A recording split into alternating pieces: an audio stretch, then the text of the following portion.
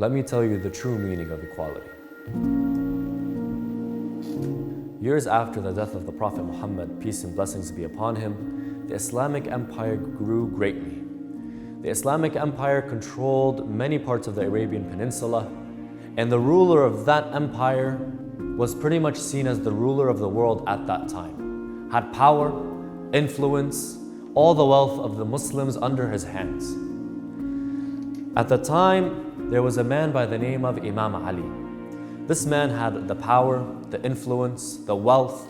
He was able to do anything he wanted, get anything he wanted, and persuade any human being he wanted, because all of the people looked at him as the ruler. This man was once walking, and just a few days ago, maybe weeks ago, his shield went missing. And at the time, a shield was very expensive. He was walking in the streets and he found his shield with a non-Muslim. Some narrations say he was a Jewish man, some narrations say he was a Christian man. Nonetheless, he was a non-Muslim. And he found his shield with that individual. He goes to that man and he says, "That's my shield. And I'm 100% sure that that is my shield. And it's gone missing."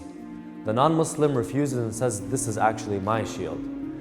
And if you don't have a sign that it's your shield, it's under my control, and by default, it's my shield."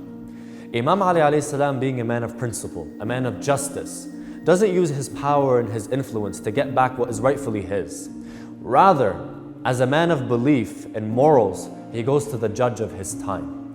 Imagine the king, the ruler, the president, standing in a court of law, claiming that something is his in front of a man that doesn't even share the same religion as the government itself. They both stand in front of the judge. Imam Ali, the ruler of the Muslims, on one side, and a non-Muslim on the other side. The judge looks at Imam Ali and says, "The shield is under his hand. And by default, what is under the hand of a person is his possession. And you claiming that it's not his property, you must bring the proof. You must bring proof that what is under his hand is not actually his. So Ali, do you have proof?" Imam Ali says no. When the judge hears that Imam Ali has no proof, he says, under Islamic law, that shield belongs to the non-Muslim man. When Imam Ali hears the final verdict, he smiles. Any other ruler would have walked out angry, but Ali is different. Ali is not like any other man. Ali is Ali, and Ali cannot be described.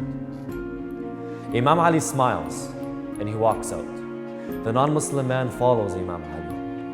He comes to him, he says, "I'm a non-Muslim, and I have just witnessed something that maybe my own people would not give me. A ruler standing in a court of law, waiting for a verdict from the judge that is less than him in status. And his justice and morality allowed him to accept that verdict that was against him. If there's a religion in the world that gives me justice, even if I'm not a follower of that religion, then I myself must follow that religion. And I must follow your religion, Ali.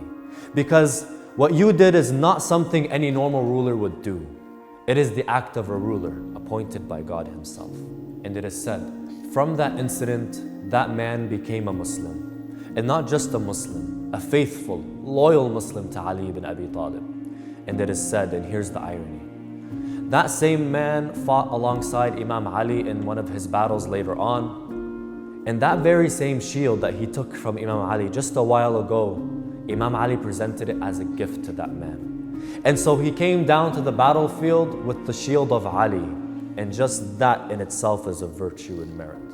That a person will hold the shield of the commander of the faithful, Ali ibn Abi Talib.